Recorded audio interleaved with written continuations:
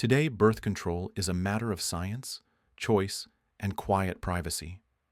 Shelves of pharmacies carry neat boxes of pills and condoms, and conversations about family planning are treated with openness. Yet, not so long ago, the idea of preventing conception was surrounded by fear, danger, and the strangest beliefs. In the past, desperate men and women trusted in dried fish skins, poisonous herbs, whispered prayers, and bizarre devices to hold back the tide of life itself. If you enjoy this kind of content, please like the video and subscribe. And tell me in the comments, where are you watching from, and what time is it right now? I always enjoy imagining our listeners scattered across the world. Now, dim the lights, settle deeper into your chair or bed, and allow your breathing to slow. Imagine the world centuries ago, a world where childbirth could mean joy or death, where the body was ruled by religion and superstition, and where the hope of avoiding pregnancy led to desperate measures. Tonight, we will walk quietly through those darker paths, exploring the strange, dangerous, and sometimes tragic methods of birth control that once shaped the daily lives of our ancestors. In the medieval world, the story of birth did not begin in the marriage bed or in the nursery, but in the church. To live in Europe between the 12th and 17th centuries was to inhabit a landscape where every human action was interpreted through the language of salvation and sin. The arrival of children was no exception. A newborn was not simply a child, it was a soul entrusted to the world by God. To refuse this gift, or to try to prevent it, was seen as interfering with the divine order itself. Priests thundered from pulpits about the duty of husbands and wives to be fruitful and multiply. This command, drawn from Scripture, was repeated so often that it formed the very rhythm of daily life. A couple who produced many children was considered virtuous, blessed by heaven, and obedient to God's will. Infertility, on the other hand, was a curse that inspired fear, suspicion, and endless attempts at remedy. Women were sometimes accused of hidden sins if their wombs remained empty. Men, too, feared being judged as weak or cursed if they failed to father heirs. Thus, the question of fertility was not private but public, and neighbors, priests, and magistrates felt entitled to speculate on it. This weight of expectation made the very thought of controlling conception dangerous. To take steps to prevent pregnancy was to step out of line with God's command. The Church called such acts sins against nature. They were not only private failures of virtue, but insults to the entire social order. A woman who was suspected of taking herbs to avoid pregnancy might be whispered about as if she were a witch. A man who avoided intercourse at fertile times could be condemned for selfishness or cowardice. To attempt to resist the fertile rhythm of the body was to appear rebellious against both heaven and community. And yet, the sermons themselves suggest that people tried. Preachers warned so frequently against the use of unnatural remedies that one cannot help but imagine parishioners experimenting in secret. The louder the warning, the stronger the temptation must have been. Monks wrote treatises that thundered against venomous potions and diabolical charms used by women to escape the burden of motherhood. These writings rarely explained what the potions were, but their anger reveals that such practices were common enough to trouble the guardians of morality. The religious framing of fertility also bound women especially tightly. A man could seek forgiveness for wasting his seed, but a woman's body was thought to be the fertile ground where life either blossomed or was deliberately poisoned. A woman who miscarried might be accused of having sinned secretly. A woman without children might be suspected of turning to forbidden practices. The female body became a battleground where divine law, human desire, and social fear collided. Even the language of confession reflected this burden. Manuals for confessors instructed priests to ask married couples whether they had sought to avoid children, whether they had resorted to charms, or whether they had attempted intercourse in forbidden ways. To answer yes was to admit not just a personal weakness but a mortal sin that endangered the soul. The act of birth control was spoken of in the same breath as heresy, witchcraft, or adultery. It was not merely a practical decision. It was framed as a rebellion against heaven. This climate made secrecy the constant companion of those who wished to avoid conception. Women who sought out herbs or charms did so quietly, often through midwives or wise women who themselves risked accusation. Men who participated in such practices knew that discovery could lead to humiliation, fines, or worse. The Church's heavy hand ensured that birth control was never simply about health or family planning. It was always about morality, control, and fear. Thus, in the medieval imagination, to prevent a birth was to prevent the arrival of a soul meant for salvation. Every blocked conception was a theft from heaven's harvest. This belief gave enormous power to priests who declared themselves guardians not only of the spirit, but also of the womb. It created a culture where the line between private intimacy and public judgment was erased, and where even the most intimate choices were monitored under the shadow of God's will. For medieval and early modern families, pregnancy was never a simple event. To conceive a child meant to open the door to both hope and danger. The act of carrying life within the womb was celebrated in sermons and rituals, yet behind the joy lurked constant fear. Childbirth was one of the most dangerous experiences a woman could endure. For many, it was not a passage into motherhood, but a gamble with death. Medical knowledge was limited, and what existed was filtered through ancient authorities whose writings were repeated without question. Physicians relied on Galen, Hippocrates, and Aristotle, whose texts described the body in terms of humors and vapors rather than anatomy and infection. The uterus was imagined as a mysterious chamber whose workings were barely understood. Bleeding, imbalance of heat and cold, even the position of the stars were thought to shape the fate of a pregnancy. In such a world, the likelihood of a safe delivery was terrifyingly low. Records from parish registers and chronicles reveal just how many women died in childbirth. In some villages, nearly 1 in 10 births ended with the death of the mother. Infection, hemorrhage, and prolonged labor claimed lives swiftly. For those who survived, injuries could leave lasting pain, incontinence, or sterility. The presence of midwives helped, but without antiseptics, clean instruments, or reliable knowledge, their role was limited. A mother might survive one birth only to perish in the next. Families often lost daughters, sisters, and wives in the very act that society praised as their highest duty. The specter of danger shaped the psychology of intimacy. Husbands and wives knew that a single night of passion could set in motion a chain of events leading to suffering or death. To conceive was not merely to welcome new life, but to risk the life of the woman. This fear was not abstract. Every family had seen neighbors carried to the grave after childbirth, and every village had children left motherless because of complications. In such a climate, it is no wonder that couples sought ways to limit pregnancies even if the church forbade it. Desperation grew sharper in times of famine or plague. To bring a child into a world already ravaged by hunger or disease was to increase the chance of tragedy. Malnourished mothers often miscarried or gave birth to infants too weak to live.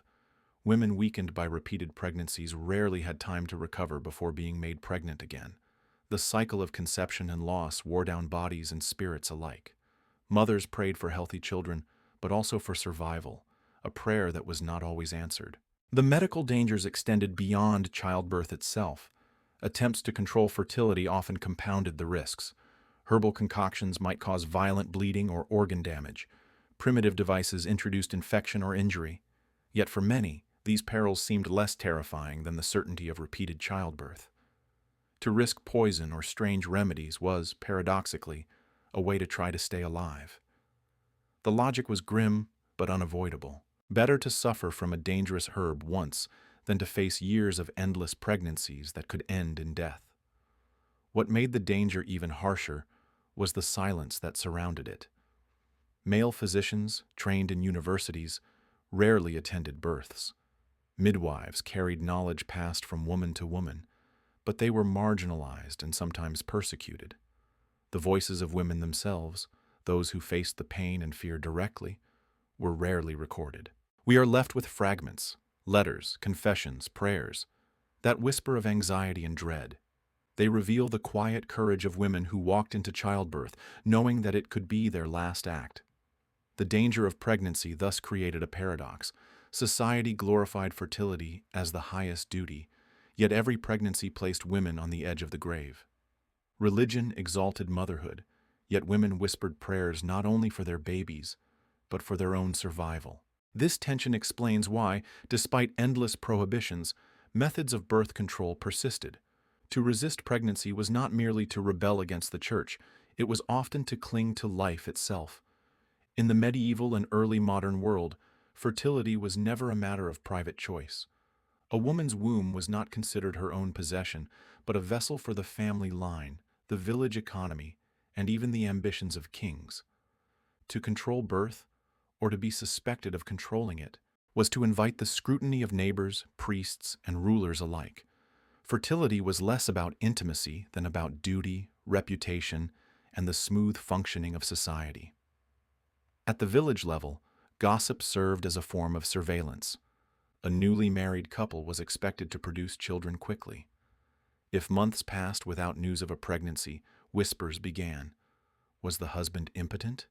Was the wife barren? Or worse, were they secretly avoiding the blessing of children? Neighbors speculated, midwives noticed absences, and priests asked questions during confession. The absence of children was not treated as a private sorrow, but as a public matter. A childless couple risked being seen as cursed, lazy, or rebellious.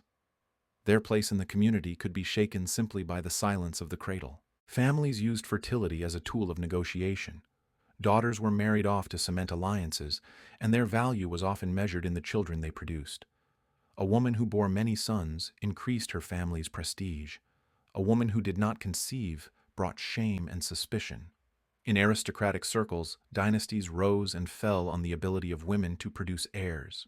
Queens were watched closely, their pregnancies celebrated like national victories, their miscarriages whispered about as scandals. When a queen failed to produce an heir, entire kingdoms trembled, and the search for remedies, both natural and unnatural, became frantic. Control extended through law as well. In some regions, communities imposed fines on couples who delayed having children. Municipal authorities punished women accused of using witchcraft to prevent pregnancy. Inquisitors listed contraceptive practices alongside sorcery and heresy, treating them as threats to both the soul and the stability of society. By equating birth control with rebellion, authorities ensured that fertility remained a public duty rather than a private decision. Even within the household, control was exerted. Husbands expected wives to fulfill the role of childbearing, while mothers-in-law often scrutinized the young bride's fertility. Domestic power struggles could erupt if a woman failed to conceive. Some families pressured wives to seek out midwives or herbalists, while others accused them of sinful avoidance. Women were caught in a trap, condemned if they sought to limit pregnancies, yet equally condemned if they failed to bear children. Their bodies became battlegrounds for expectations they could never fully satisfy. The policing of fertility was also a way to control sexuality. Birth control was associated not only with selfishness but with lust. Authorities feared that if people could avoid conception, they might indulge in desire without restraint. Thus, contraception was framed as doubly sinful. It frustrated God's will and encouraged uncontrolled passion. To attempt it was to step outside the rigid boundaries of both religion and society. Those who were caught risked punishment not just from the church but from their own neighbors, who might accuse them of witchcraft or immorality. This web of control created an atmosphere of constant pressure. A woman's identity was tied to her ability to bear children. A man's honor was linked to his ability to father them. To deviate from these expectations was to threaten the entire social order. And so, fertility was not simply a natural process but a monitored, policed, and judged condition. Couples who sought to escape the burden of endless pregnancies had to move in secrecy, aware that eyes were always watching. Behind the surveillance and judgment lay a deeper truth. Societies relied on high fertility to survive. With disease and famine claiming so many lives, communities needed a constant stream of births to sustain their numbers. Every child was potential labor for the fields, a future soldier, a potential heir. To prevent conception was to withhold resources from the community itself. Thus, the control of fertility was not only moral or religious, it was economic and political. The body was treated as a resource to be managed for the good of others. In this way, birth control was never simply a private matter of health or desire. It was entangled in the expectations of families, the needs of economies, and the ambitions of rulers. To resist those expectations was to step outside the protective circle of society and to risk condemnation. For those who lived under such constant scrutiny, the desire to limit births required not only knowledge and courage, but secrecy, subtlety, and often a willingness to face grave danger. In a world where science was fragile and medicine unreliable, people turned to the invisible forces they believed surrounded them. To control fertility, they trusted in objects that could be touched, worn, or hidden, amulets and talismans imbued with supposed magical power. These charms offered hope where physicians failed and where priests forbade, becoming silent companions in the struggle to avoid unwanted births. Some of the most common talismans were stones believed to carry special properties. Carnelian, a red-orange gem, was worn on a string around the neck or tied at the waist. It was said to cool the womb and prevent conception, much as it was believed to staunch bleeding wounds. Jasper, with its deep green veins, was thought to balance the humors of the body, ensuring that passion did not ignite into pregnancy. Women carried such stones in small pouches, touching them in secret moments, whispering prayers that their power might hold. Animals, too, provided their share of amulets. The dried testicles of a weasel, strung together like beads, were carried by some women as protection against conception. The belief may sound grotesque to modern ears, but to those who lived surrounded by symbols, the weasel's supposed fertility and cunning were thought to transfer through its remains. The bones of toads, feathers of owls, or the preserved heart of a sparrow might all be tucked away in clothing as silent shields against pregnancy. In the marketplace, wise women sold such items alongside herbs and potions, promising their customers both protection and discretion. Relics taken from the church itself blurred the line between faith and superstition. Some women carried small pieces of consecrated wax or fragments of parchment inscribed with biblical verses. Others wore belts or girdles blessed by priests, believing that these holy objects could guard the womb from conception. In theory, such relics were meant to protect health or bring fertility, but desperation often twisted their use. A charm designed to ensure safe childbirth might be quietly repurposed as a charm to prevent it altogether. Talismans were not only worn, but also consumed or applied. Powdered gems, scraped from amulets, were swallowed in wine. Animal parts were steeped in broths or rubbed on the skin.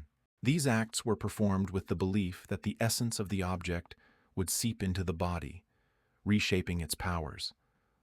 Though unlikely to prevent pregnancy, they carried symbolic weight. To use them was to act, to take control, however fragile, in a world where choice was otherwise denied.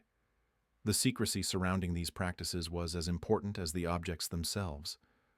Women rarely admitted to using amulets for fear of being accused of witchcraft. Men who permitted or encouraged them risked suspicion of defying divine law. And yet, the survival of so many records, lists of charms condemned by clerics, confessions gathered under threat, inventories from inquisitors, reveals just how widespread they were.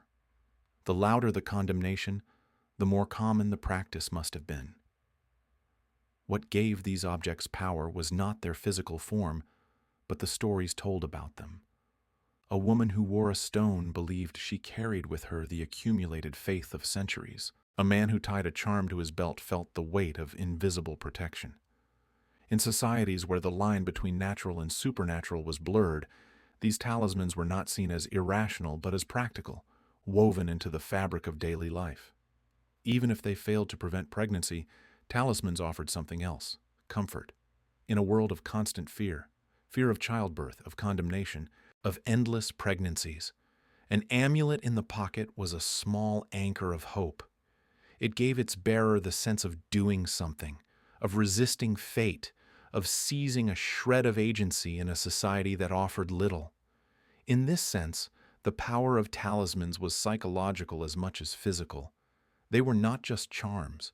They were expressions of longing for control in a world that denied it. When charms and talismans were not enough, people turned to ritual, the choreography of words and gestures believed to reshape the forces of the world. To prevent pregnancy, men and women sought out rituals whispered from one generation to the next, half prayer, half spell. These practices reveal a society where faith in invisible powers ran deep, and where desperation often blurred the line between religion and magic. Some rituals involved timing. It was believed that conception could be avoided if intercourse occurred under certain phases of the moon or on days marked as unlucky in almanacs. Farmers tracked the heavens for their crops, and families applied the same logic to the womb. Couples were told to avoid lying together during the full moon, when fertility was thought to surge, or on feast days, when saints might frown upon passion. The idea that the heavens dictated fertility turned intimacy into a careful calculation, a ritual of calendars and stars. Words carried their own magic. Incantations were whispered during or after intercourse, short phrases in Latin or the local tongue that promised to close the womb. Some invoked saints, others called on obscure spirits of folklore. A woman might mutter a charm as she washed herself, believing that the running water carried away not only seed, but also the possibility of life. A husband might trace a cross on his wife's belly, not as a blessing, but as a boundary. These gestures, small and secret, transformed the body into a site of ritual power. Other rituals were more elaborate. A woman might walk backward around her house 3 times after lying with her husband, reciting prayers to confuse the seed. Couples were advised to place knives under the bed, their sharp edges thought to cut the thread of conception. Some communities taught that if a woman spat 3 times immediately after intercourse, she could thwart pregnancy. The strangeness of these rituals is striking, yet they reveal a logic rooted in symbolism. Spitting expelled what was unwanted. Knives severed the tie between act and consequence. Circles undone the natural cycle. Water, too, played a role in magical thought. Bathing in certain rivers, especially those considered sacred, was believed to wash away the chance of conception. Women carried jugs of holy water to sprinkle on their bodies, reciting verses that blurred prayer and spell. Some even traveled to wells dedicated to saints, drinking while repeating charms said to cool the womb. These rituals reveal a mingling of Christianity with older folk practices, where sacred places became sites of both faith and fertility control. The presence of ritual also reflected the absence of options. Without reliable medicine, people clung to gestures that gave them hope. Even if ineffective, these rituals offered structure in a world of uncertainty. To follow a charm was to believe that one had some influence over fate. And sometimes coincidence reinforced belief. If a woman avoided pregnancy after performing a ritual, the act was remembered and passed on as proof of its power. Failure, on the other hand, could always be blamed on a mistake in the words or the timing. Clerics condemned these practices, denouncing them as superstition or witchcraft. Manuals for confessors listed ritual avoidance of conception among sins to be probed. Yet the very need to condemn suggests that such acts were widespread. They persisted because they spoke to the human desire for agency, to feel that one's choices mattered even against overwhelming forces. For the women who bore the risks of pregnancy, such rituals were not foolish but necessary, tools of survival dressed in the garments of magic. Ultimately, these rituals illustrate how fragile the boundary was between faith and superstition. To a desperate couple, a whispered prayer and a magical charm might feel like the same act. Both were appeals to unseen powers. Both were ways of negotiating with the unknown. In the dim candlelight of medieval bedrooms, the difference mattered little. What mattered was the hope that a few words, a gesture, or a strange act might tilt destiny ever so slightly away from danger. Alongside talismans and rituals, medieval and early modern people relied on advice that claimed to be practical, even scientific. These were not charms or incantations, but so-called common-sense practices passed along by neighbors, midwives, and even physicians.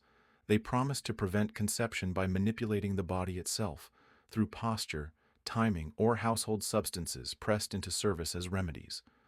Though strange to us today, they were part of the ordinary repertoire of survival. One of the simplest and most widespread beliefs was that certain sexual positions could prevent pregnancy. Medical writers, influenced by ancient authorities, argued that conception required the proper meeting of seed in the womb. If intercourse occurred in positions that hindered this, they claimed, the woman might escape pregnancy. Manuals advised avoiding positions where the woman lay flat on her back, suggesting instead that she rise quickly or keep herself upright. Folklore took this further. Women were told to stand immediately afterward, to jump, or even to sneeze, shaking loose what had been deposited. These gestures, while ineffective, reveal the desperate hope that gravity itself could be enlisted as protection. Timing was also central to these recipes. Some believed that intercourse during menstruation could not result in pregnancy, a notion both ancient and dangerous. Others counseled that couples avoid certain days after the new moon, claiming that the womb was closed at those times. There was even advice that women should avoid intimacy during thunderstorms, for fear that the womb might be struck by invisible forces. These ideas reveal the blending of natural observation and superstition, a world where the rhythms of the body were mapped onto the rhythms of the sky. Household ingredients provided another arsenal of supposed contraceptives. Vinegar was widely recommended as a wash or douche, thought to cool the womb and kill seed. Wine mixed with bitter herbs was drunk after intercourse, with the hope that it would purge the body of potential conception. Some midwives advised inserting bread soaked in brine or honey into the vagina, imagining that it would block or neutralize the seed. Garlic, onions, and even pepper were used in similar ways, their pungency mistaken for protective power. These practices may sound bizarre, but they reflect the belief that the substances of daily life could be repurposed to guard against danger. More unsettling were the recipes that used animal byproducts: fat from goats, ashes from burnt deer antlers, or the ground bones of birds were mixed into pastes and applied internally. The logic was symbolic. Strong animals passed their strength, ashes purified, bones carried hidden power. To the modern eye, these concoctions appear repulsive, but to those who lacked reliable medicine, they seemed rational extensions of the world around them. The kitchen, the barn, and the hearth were all laboratories of fertility control. Some advice even came wrapped in a cloak of medical authority. Learned physicians, quoting Aristotle or Galen, prescribed purges and enemas after intercourse.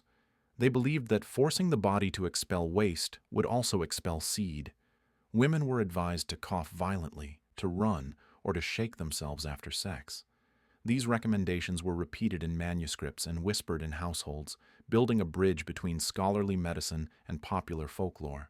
The authority of the written word gave weight to advice that, in practice, did little to prevent conception. What these positions and recipes reveal is not scientific accuracy, but the persistence of hope. Couples experimented with whatever tools they had, blending bodily gestures with kitchen remedies, combining superstition with fragments of medical theory. The ingenuity was born of desperation. When each pregnancy carried the weight of danger, any gesture, no matter how absurd, offered a thread of control. Even failure did not always disprove the method. People clung to stories of neighbors who had escaped pregnancy through vinegar, posture, or prayer. Anecdote was evidence enough. The persistence of these practices also underscores how little privacy couples had in their struggles. Recipes circulated not in secret alone, but through communities, woven into conversations between midwives, wives, and mothers. They were part of a shared cultural vocabulary, remedies known as much for their symbolism as for their supposed effect. They remind us that the fight against unwanted conception was not just individual but collective, a web of whispers binding women together in the margins of history. Long before the invention of modern pills or surgical procedures, people turned to the plants growing in their fields, forests, and gardens. The natural world seemed to offer remedies for every ailment, and fertility was no exception. Across medieval Europe and beyond, women gathered herbs believed to prevent conception or provoke miscarriage. These remedies were passed down in whispers, in recipes scribbled into household books, or in the guarded knowledge of midwives and healers. To take them was to gamble with the mysteries of both body and plant. Some of these herbs had ancient reputations. The most famous was silphium, a plant so prized in antiquity that it was stamped onto coins in Cyrene. Said to prevent pregnancy reliably, it was harvested into extinction by the first centuries of our era. Medieval Europeans could only hear echoes of its power in old texts. In its absence, they turned to substitutes. Pennyroyal, rue, and juniper berries were among the most common. These herbs were brewed into teas, chewed raw, or ground into powders. Women drank them after intercourse, hoping to drive away unwanted life. Pennyroyal, a member of the mint family, was especially popular. Its pungent aroma and bitter taste carried the promise of potency. Taken in small doses, it was believed to open the womb and flush away seed. But in reality, its oils are toxic, damaging the liver and lungs. Stories survive of women who drank pennyroyal tea and fell gravely ill, their bodies racked with cramps and bleeding. Some survived, others did not. The line between medicine and poison was thin, and those who walked it did so in desperation. Rue was another powerful herb, nicknamed Herb of Grace for its use in religious rituals, but equally famous for its abortifacient properties. Midwives recommended steeping its leaves in wine or mixing them with honey. Like pennyroyal, rue was toxic, causing violent vomiting and organ damage, yet it remained a staple in the arsenal of those who wished to control fertility. The risk of poisoning was weighed against the risk of repeated childbirth, and for many women, the choice was grim but clear. Juniper berries offered a slightly gentler alternative. Women chewed them daily, believing they cooled the womb and blocked conception. The berries were more symbolic than effective, but their reputation endured. Other plants joined the list: Queen Anne's lace seeds, tansy, wormwood, and even parsley. Each carried its own lore, often supported by anecdotes of successful prevention or miscarriage.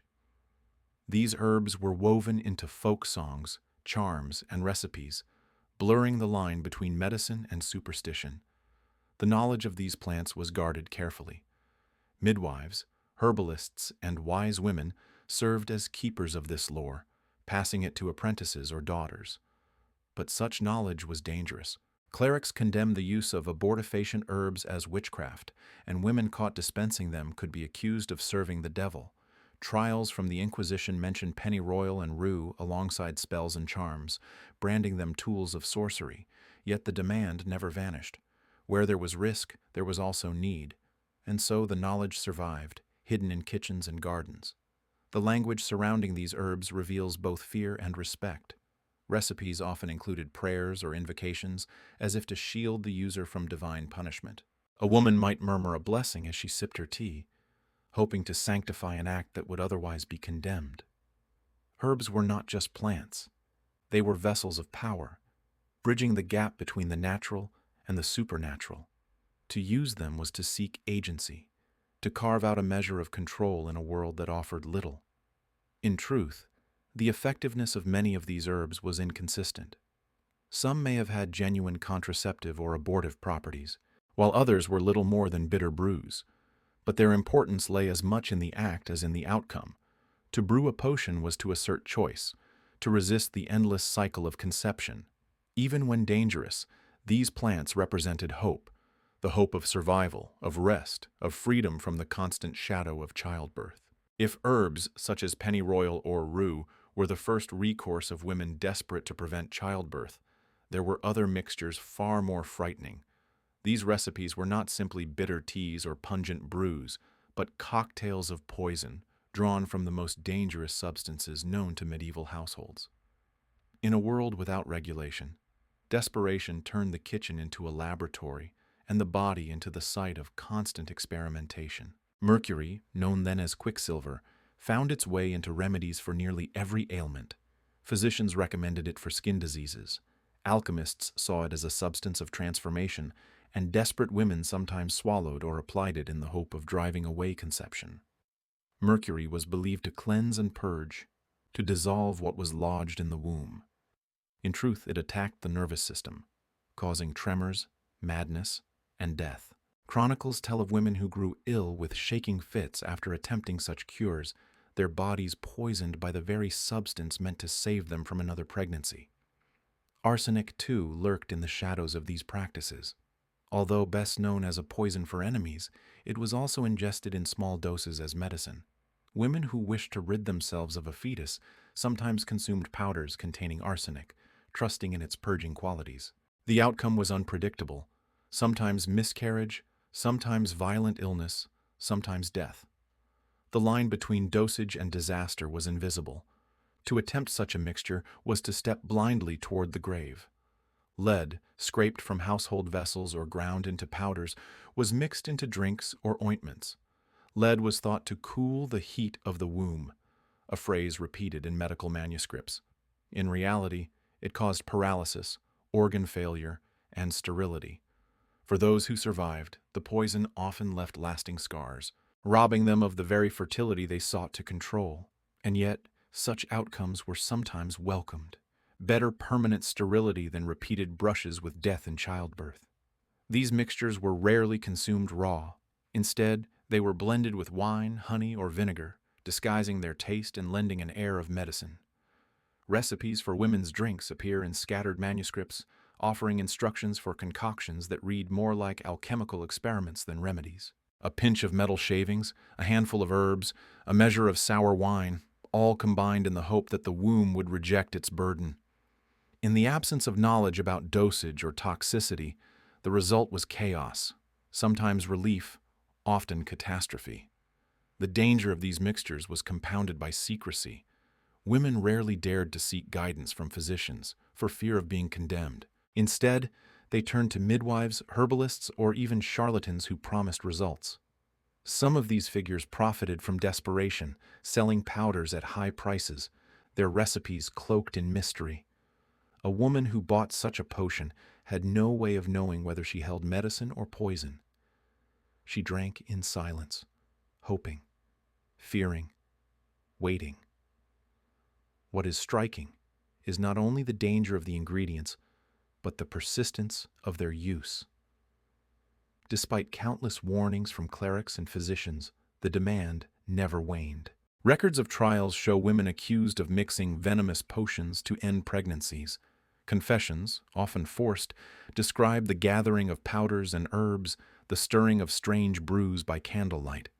These stories reveal both the risk and the resilience of those who sought to wrest control of their bodies from the hands of fate. The consequences were not always hidden. Families sometimes found daughters or wives writhing in pain after drinking a dangerous concoction.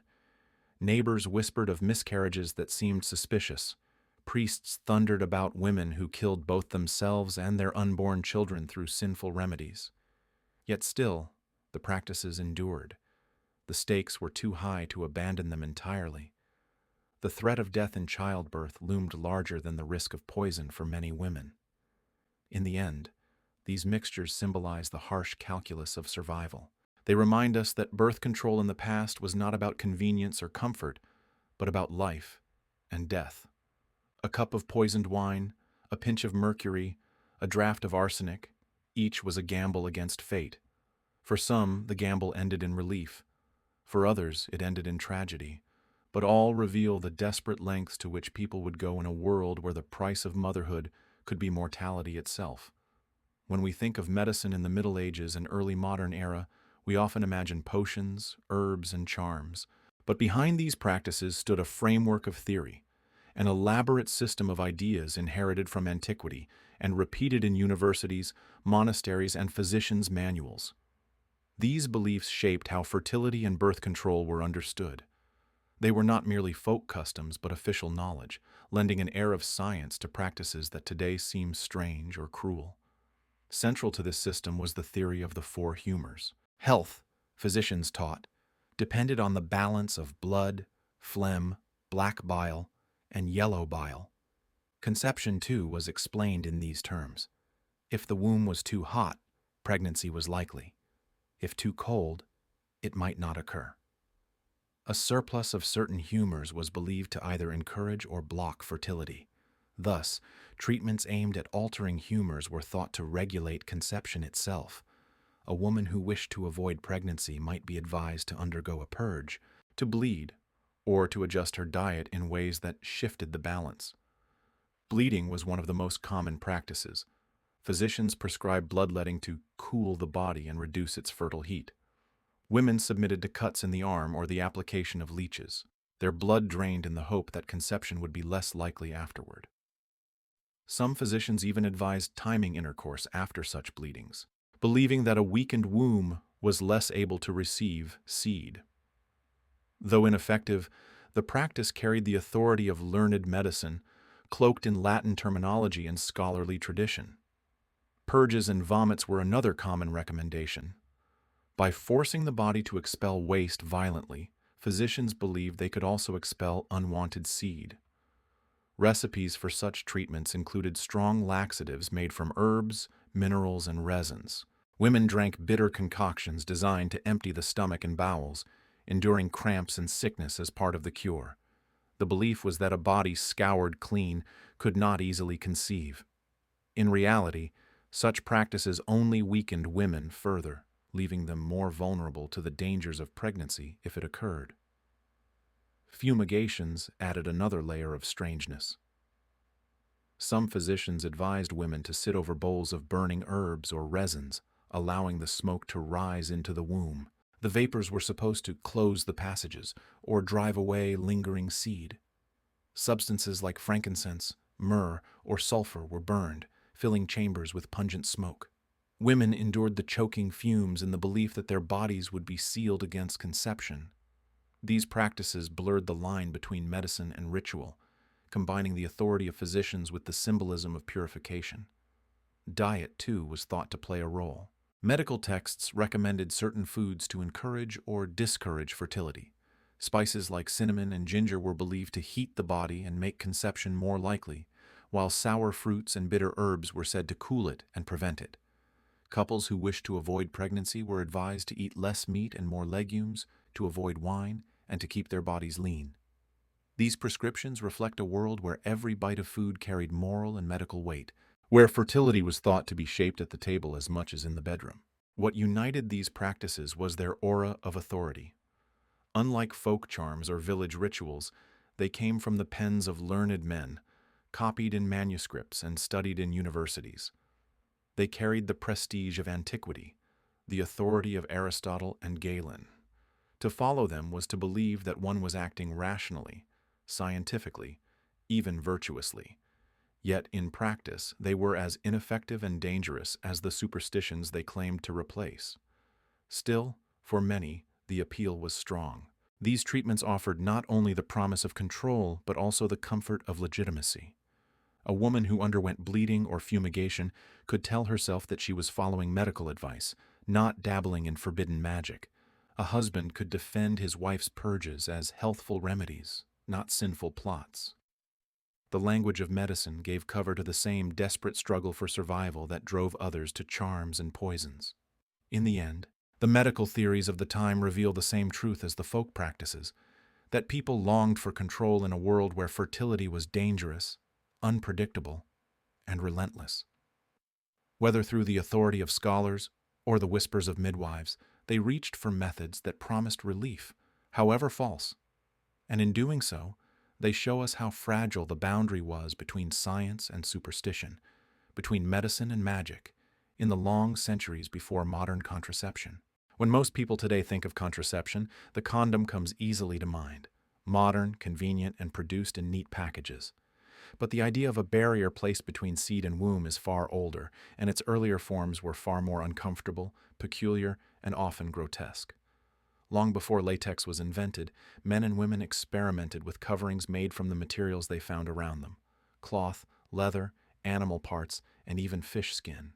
These crude devices tell a story not of comfort, but of desperation and ingenuity. One of the earliest known versions was linen. Fragments survive from the Renaissance, tiny pouches of woven cloth tied at the base with string. They were soaked in chemicals such as vinegar or salt, thought to kill seed and prevent conception. In Italy, medical writers described such cloth sheaths as both a guard against pregnancy and a protection from disease. But their texture was rough, their fit uncertain, and their reliability questionable. To wear one was to endure discomfort in exchange for a fragile hope of safety. Even stranger were the animal-based versions. In many places, the intestines or bladders of sheep, goats, or pigs were cleaned, dried, and fashioned into coverings. Slippery when wet and stiff when dry, these sheaths were tied around the base with ribbon or string. Some men rinsed them in milk or herbs to soften the texture. Others reused them, carefully washing between encounters. They were luxury items for some, curiosities for others, and objects of ridicule in bawdy jokes. Yet behind the humor was a real desire to shield against the risks of fertility and disease. A sheep's intestine may sound grotesque, but to many it was preferable to yet another dangerous pregnancy. Perhaps the most shocking material was fish skin. Chronicles and anecdotes mention men using the preserved skins of eels or larger fish, dried and shaped into crude sleeves. The idea carried symbolic power, slippery, resistant, both natural and strange. To us, it seems unimaginable, but in a world of limited resources, fish were abundant, their skins pliable, and their symbolism potent. The thought that a man might embrace his wife while wrapped in such a covering reveals the extremes of desperation. If laughter mingled with disgust, it was only because the stakes, life, death, fertility, were so serious. Leather, too, was used in some accounts, though it must have been stiff and painful. Wealthier men sometimes commissioned custom devices, sewn or shaped by craftsmen, promising both durability and secrecy. These were not mass-produced goods, but individual experiments, whispered about in markets and workshops. The very existence of these objects shows that people were willing to endure discomfort, even absurdity, to gain some measure of control over their futures. These early sheaths were often associated with vice. Clerics condemned them as tools of lust, allowing men to indulge without consequence. Satirical poems mocked those who wore them, painting them as ridiculous figures hiding behind unnatural coverings. Yet the repeated references across cultures suggest they were not rare. From Italy to France to England, from China to Japan, accounts of barrier methods appear, each adapted to local materials but united by the same desperate ingenuity. Their effectiveness was limited. Holes, leaks, and improper use meant that many pregnancies still occurred. Disease spread regardless, and women continued to suffer the risks of childbirth. But their persistence tells us something important. People were not passive. They searched for solutions, however imperfect. They experimented with cloth, gut, skin, and leather, leaving behind a strange gallery of inventions that prefigured the modern condom. What these devices reveal is both the resourcefulness and the vulnerability of the past. The same hands that sowed fields, cooked meals, or stitched clothing also stitched crude barriers against conception. The same animals that fed households with their flesh gave up their organs for experiments in fertility control. And the same waters that fed villages with fish gave rise to coverings of dried skin. Every material in reach was tried, reshaped, and pressed into service. Each attempt was a testament to human creativity in the face of fear. To imagine these objects today is to feel a shiver of both disgust and empathy. They seem absurd, even comical, yet they carried the weight of hope. To slip on a sheath of linen or gut was to cling to the possibility that danger might be held at bay. It was to grasp, however clumsily, at a future not dictated entirely by the accidents of nature. And in that grasp, however rough, we glimpse the earliest steps toward the long and difficult history of contraception. If external sheaths made of linen, gut, or fish skin represented one path of early contraception, another path went inward. Across medieval and early modern history, women experimented with objects placed inside the body to block or absorb seed. These internal devices ranged from the relatively simple to the shockingly strange, and while many were ineffective or dangerous, they reveal the same story of desperation and ingenuity that shaped every aspect of birth control in the past. The simplest of these devices were sponges. Natural sea sponges, harvested from the Mediterranean, were trimmed and softened, then inserted into the vagina before intercourse. Their porous structure absorbed fluids, and their texture created a crude barrier. To enhance their power, women soaked them in vinegar, wine, or herbal concoctions thought to kill seed. Afterward, the sponge could be washed, dried, and reused. Midwives sometimes recommended them, and references appear in medical manuscripts, though always in tones of suspicion. For many women, the sponge was both practical and discreet, hidden away until needed. Yet it also carried risks: infection, irritation, or pieces breaking off and remaining inside the body. Other devices took stranger forms. Some women inserted balls of wool or cloth tied with string for removal.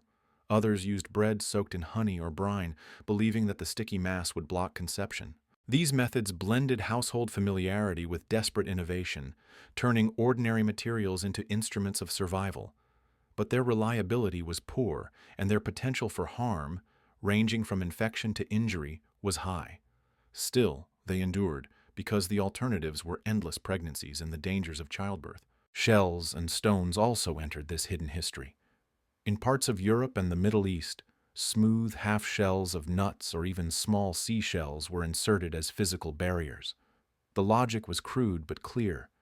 If the womb could be shielded, conception might be stopped. Medical texts sometimes mention these practices as curiosities, condemning them as unnatural or sinful. To us, they appear absurd, even grotesque, yet they reflect a determined attempt to create a barrier where none existed. Animal products offered further options. Chronicles describe the use of hardened pieces of leather, shaped into small caps, or even dried fruit rinds. Each was inserted with the hope that it would physically block seed. Some accounts suggest that women used halves of lemons as makeshift diaphragms, the citric acid believed to have spermicidal power. While such methods are better documented in later centuries, their roots lie in the same spirit of improvisation visible throughout medieval practice, using whatever materials were at hand to alter the fate of the body. Medical authorities alternated between condemning and documenting these devices. Some physicians acknowledged that sponges or cloth might block conception, but warned that they could cause sterility or corrupt the womb. Clerics thundered that to use them was to rebel against God's plan. Yet the fact that they appear in both medical and religious writings shows how widespread they must have been. Women spoke to one another, shared advice, and passed along methods, even under the shadow of danger. The secrecy surrounding these devices added to their peril. Women often experimented alone or under the guidance of trusted midwives. Few dared to seek the help of physicians, for fear of judgment. As a result, they relied on trial and error, repeating methods that seemed to work and abandoning those that did not. The risk of injury or infection was accepted as the price of control, and when something went wrong, blame often fell not on the method, but on the woman herself, accused of sin or witchcraft. What is most striking about these devices is their blend of creativity and suffering. To imagine a woman fashioning a contraceptive from bread, wool, or a seashell is to glimpse both ingenuity and despair. These objects were born not from comfort, but from fear. Fear of endless pregnancies, fear of death in childbirth, fear of losing autonomy in a world that demanded fertility. They were crude, painful, sometimes humiliating, yet they offered a fragile thread of agency. In the dim candlelight of medieval bedrooms, these devices were invisible to all but those who used them. Hidden inside the body, they left no trace for neighbors to gossip about, no outward sign for priests to condemn.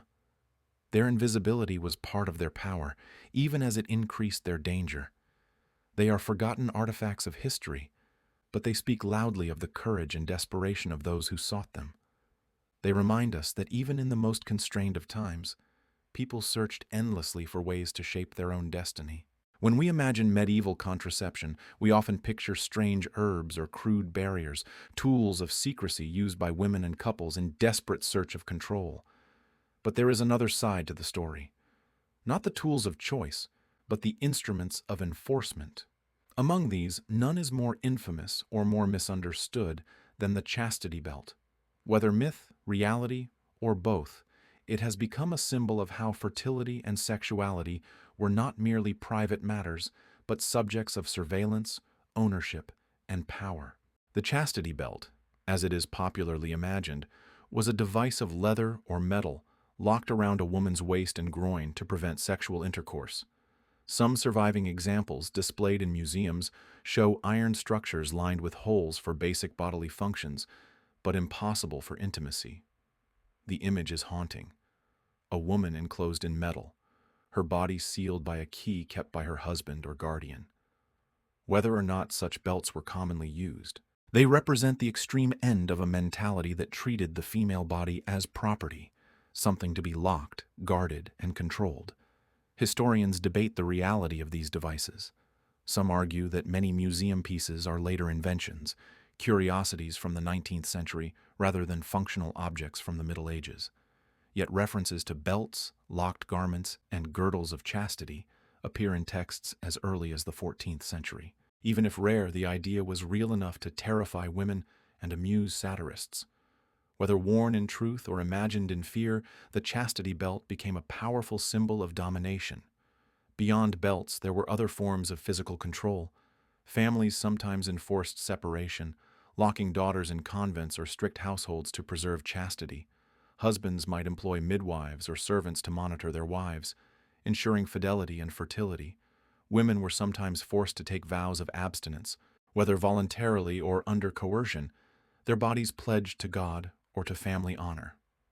All these methods served the same purpose: to strip women of agency over their own fertility. The belt itself, whether symbolic or real, carried layers of meaning. It reflected the fear of female sexuality, the suspicion that women left unsupervised might seek pleasure or control over conception. It also reflected the obsession with lineage and inheritance. For noble families, the birth of illegitimate children threatened the transfer of wealth and power. To guarantee the legitimacy of heirs, women's bodies were bound by social and sometimes physical chains.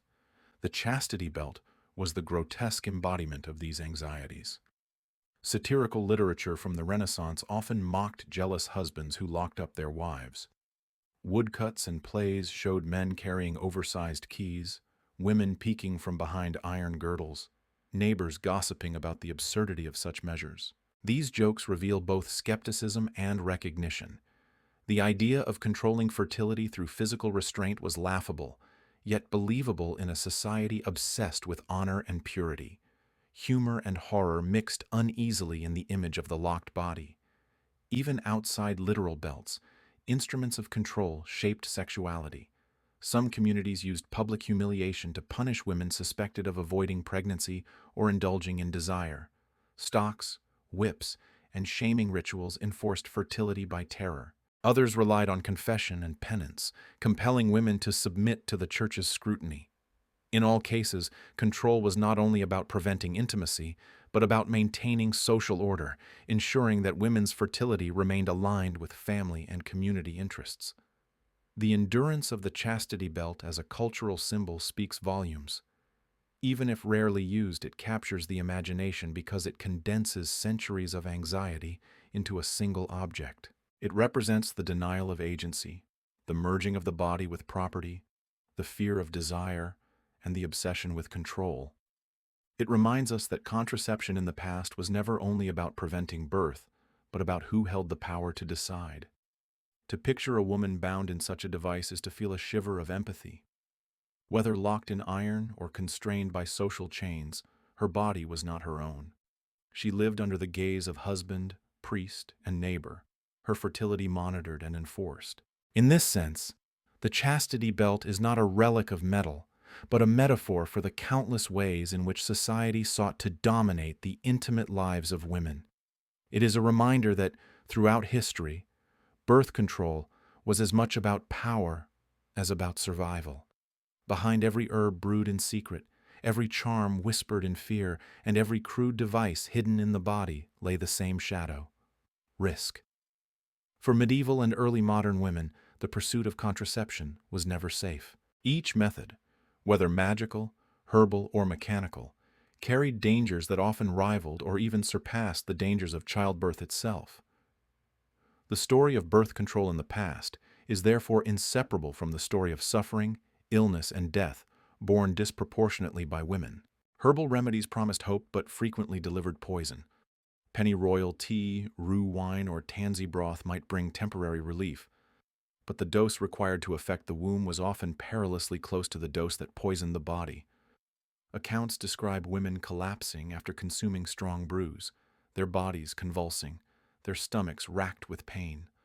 Some miscarried violently, others died within hours. Surviving meant not safety but often lasting damage, scarred organs, chronic illness, or permanent sterility. In a cruel twist, the very remedies meant to prevent childbirth could rob women of the ability to bear children at all. Mechanical devices carried their own perils. Sponges and cloths inserted into the body risked infection in an age without antiseptics. Fragments might be left behind, festering into abscesses. Animal parts such as gut or skin, reused repeatedly, spread disease. Stories of women falling ill after using such methods are scattered across chronicles and trials, whispered as warnings. The hidden nature of these practices meant that when things went wrong, women often suffered in silence. To admit to infection was to risk exposure, shame, or punishment. Many died without their secret ever spoken. Even the more symbolic methods could be deadly. Ritual purges and bloodlettings weakened already fragile bodies. Women drained of blood in the hope of cooling the womb sometimes fainted, fell ill, or lost their lives. Fumigations, where women sat over burning herbs or resins, exposed them to toxic smoke that could scar lungs and cause lasting weakness. These practices reveal the grim irony of history. The attempt to preserve life often courted death. The emotional toll was as heavy as the physical. Women lived with constant anxiety, fear that remedies would fail, fear that they would succeed too violently, fear of discovery by priest, husband, or neighbor. Guilt weighed heavily, instilled by sermons that equated contraception with sin. A woman who miscarried after taking herbs might wonder if she had poisoned herself or been punished by God. The uncertainty added torment to suffering, leaving scars not only on the body, but on the mind. For many women, the risks were compounded by repetition. One dangerous attempt might not be the last. A woman who survived pennyroyal tea might turn to vinegar washes, then to wool or sponge, then back again when desperation returned. Each cycle of pregnancy and prevention added new hazards, each failure pushing her to riskier methods. Over time, these repeated exposures left bodies weakened, scarred, and more vulnerable to the dangers of childbirth they sought to escape.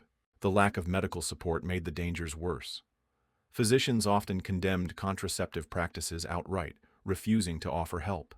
Women turned instead to midwives or wise women whose knowledge was real but limited. When complications arose, there was little recourse. A woman who fell ill after drinking a toxic brew might be treated with more purges, bleedings, or prayers, treatments that only deepened her suffering. The silence surrounding contraception ensured that victims bore their pain without sympathy or aid, yet despite the risks, women continued to try. Their persistence is itself a testament to the pressures they faced. Endless pregnancies threatened exhaustion and death.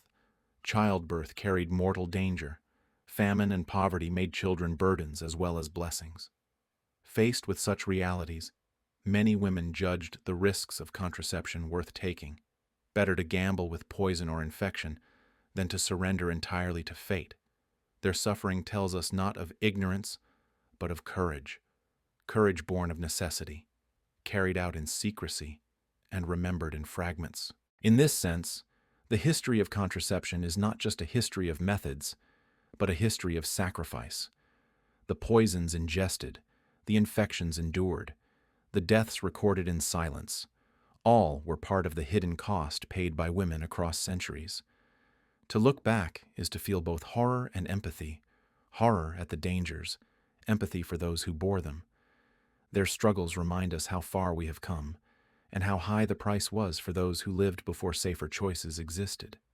To understand the weight of contraception in the medieval and early modern world, one must look not only at the bodies of women but also at the voices of authority. Priests, theologians, and judges denounced birth control with passion, weaving it into the tapestry of sin and crime. To prevent conception was not framed as a private matter of health or family planning. It was cast as rebellion against God, betrayal of society, and invitation to damnation. Morality and religion bound fertility so tightly that any attempt to loosen the knot was treated with suspicion and fear. Sermons thundered against those who sought to avoid children. Preachers compared contraceptive practices to murder, arguing that to prevent a life was as grave as to take one. They cited Scripture.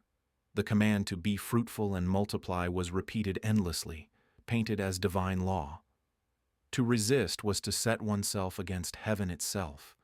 The rhetoric was fierce, portraying contraceptives as sins against nature.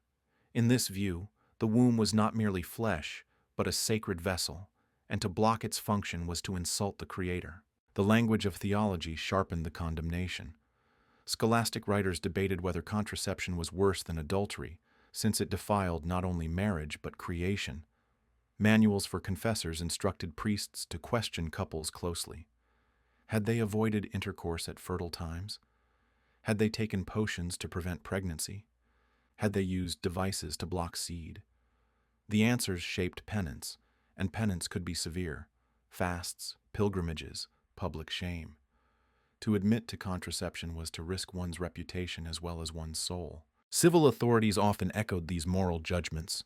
Inquisitors listed contraceptive practices alongside witchcraft, sorcery, and heresy. Trials accused women of using venomous potions to frustrate God's will. Men, too, could be condemned, accused of wasting seed or conspiring with wives to avoid children. Punishments ranged from fines to imprisonment, from public whipping to execution in the most extreme cases. The law treated contraception not as an individual choice, but as a crime against community and heaven alike. The stigma was reinforced by popular culture. Satirical plays mocked men who wore sheaths, portraying them as ridiculous figures undermining masculinity. Women suspected of using herbs were whispered about as witches. Gossip exaggerated failures into scandals. A miscarriage became proof of sin, a childless marriage evidence of secret potions. Even when no legal punishment was imposed, social shame carried heavy weight. A woman accused of avoiding pregnancy might lose her reputation, her livelihood, or her safety. Suspicion alone could ruin her life. What is striking is the intensity of the condemnation compared to the fragility of the evidence. Authorities rarely proved contraceptive practices directly. Instead, they relied on rumor, confession, or coincidence. A barren woman, a sudden miscarriage, or a husband's complaint could spark accusations. Trials record women forced to admit to using pennyroyal or rue under threat of torture, their words shaping the official memory of practices that may have been more common than we can measure. The condemnation thus constructed its own reality. By naming and punishing contraception, authorities ensured its place in the catalog of sins. This moral framework ensured that contraception was never safe, even when the methods themselves posed no physical danger. To carry a charm, to sip an herbal tea, to whisper a ritual, these acts risked not only illness, but damnation. Women lived with the weight of guilt as well as fear, their choices shadowed by the threat of eternal punishment. Men, too, bore shame, accused of selfishness or weakness if they failed to fulfill the duty of fatherhood. Fertility was turned into a moral battlefield, and every attempt to resist became a form of rebellion. Yet condemnation was not absolute. The very vehemence of sermons and laws suggests that practices continued despite them. If no one sought to control fertility, there would have been no need for thunderous denunciations. The persistence of punishment reveals the persistence of desire, the quiet insistence of men and women on shaping their own lives even under the gaze of God and community. Behind the condemnations, therefore, lies a story not only of authority, but of resistance. A story whispered in kitchens and fields, hidden in midwives' knowledge passed in secret between generations. In the end, the moral condemnation of contraception reminds us how deeply intimacy was entwined with power. To prevent birth was not only to shape one's family, but to defy the structures of church and society. It was an act of survival, framed by others as an act of sin. The severity of the response tells us how threatening agency appeared in a world built on obedience, and it leaves us with a haunting picture: men and women seeking control over their bodies while shadowed always by the specter of judgment. The story of strange birth control methods does not end in the Middle Ages or the early modern era. Though the herbs, charms, and crude devices may seem distant, their echoes remain in our language, our fears, and our attitudes toward fertility. The legacy of secrecy, shame, and moral struggle has stretched across centuries, shaping how societies continue to speak or remain silent about contraception. One clear legacy lies in superstition. Even today, fragments of old beliefs linger. Folk remedies against pregnancy, such as drinking certain teas, douching with vinegar, or relying on strange positions, circulate in whispers or on the margins of popular culture. They reflect not only ignorance but the survival of traditions once passed from mother to daughter. Though science has long disproved them, they show how deeply rooted these ideas became, resistant to reason because they carried the weight of generations. The moral weight of contraception also survives. For centuries, religious teachings framed birth control as sinful, selfish, or unnatural. Those ideas did not vanish with time. In many cultures, contraception remains surrounded by stigma, debated in sermons, or restricted by law. The shadow of condemnation cast in medieval pulpits continues to fall on modern debates. To prevent conception is still, in some places, framed not as a choice but as a defiance of divine will. The arguments may be centuries old, but their force persists. The silence surrounding contraception is another inheritance. Women in the past had to hide their efforts to control fertility, whispering only to trusted midwives or friends. That secrecy bred shame, making contraception not only a practical matter, but a source of guilt. Even now, conversations about birth control can be marked by discomfort. In households, in schools, even in politics, the subject is often spoken of in hushed tones. The secrecy of the past lingers as a cultural taboo, making it harder for people to claim openly what should be their right. The dangers faced by women also left traces. The memory of poisonings, infections, and deaths echoes in the caution with which some approach modern methods. Fear of side effects, suspicion of medicine, and mistrust of authority all find roots in histories where remedies often harmed instead of helped. Though modern science offers safer choices, the long shadow of suffering continues to shape perception. For some, contraception is still entangled with fear of illness, of judgment, of unseen consequences. There is also the persistence of control. In medieval times, fertility was policed by priests, husbands, and neighbors. Today, it is often governed by laws, politics, and social pressures. The battleground has shifted but not disappeared. Debates about who has the right to decide, woman, family, church, or state, echo the struggles of centuries past. The chastity belt may belong to the museum, but its symbolic weight lives on in restrictions and expectations placed upon women's bodies. And yet, not all legacies are grim. The persistence of contraceptive practices, despite danger and condemnation, reveals resilience. Women and men across centuries refused to surrender to fate. They experimented, endured, and whispered their knowledge onward. That spirit of resistance paved the way for the gradual acceptance of safer methods.